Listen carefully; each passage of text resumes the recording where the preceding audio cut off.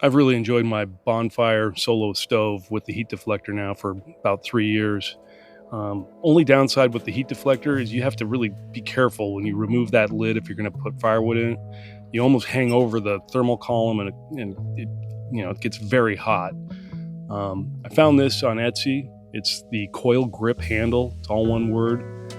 This is a handmade device that you basically can thread in through the existing hole on the top of the heat deflector on the bonfire, the Ranger, and I believe the Yukon. So I thought this might be a way to avoid having to always have gloves handy and just getting soot everywhere.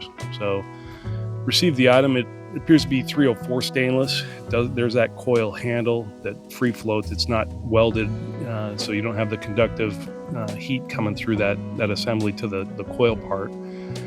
Comes with all the hardware you need: nut, bolt, 2 washers, and then the assembly itself, which is very well made. I mean, this is built very strong. It's quality welds. You're not going to bend it. It's stronger than the solo stove. I've seen people dent their stove just trying to move it from their garage out onto their deck or something. So yeah, this is a nice piece of hardware.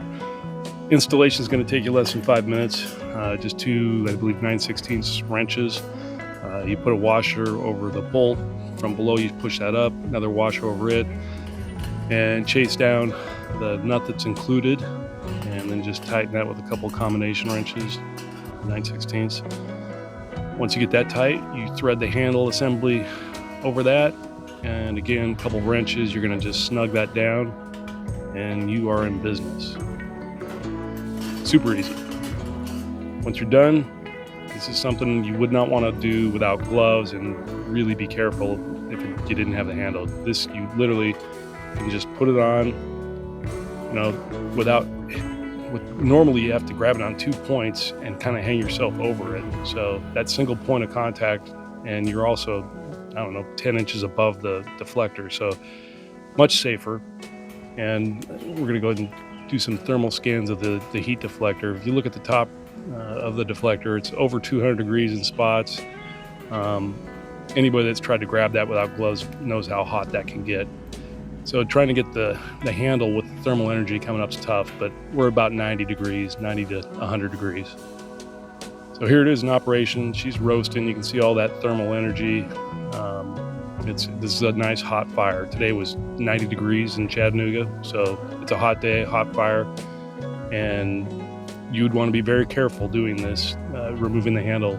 But with this, I mean, it's warm, not hot at all.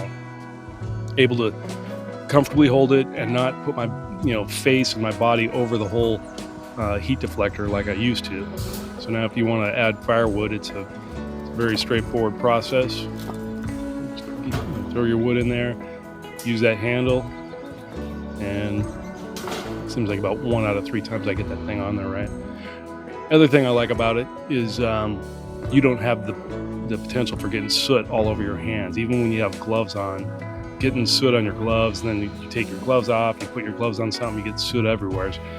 With that handle, you don't have to worry about that at all. So if you regularly use a heat deflector with your solo, I would highly recommend this. It's going to keep you a lot cleaner, safer.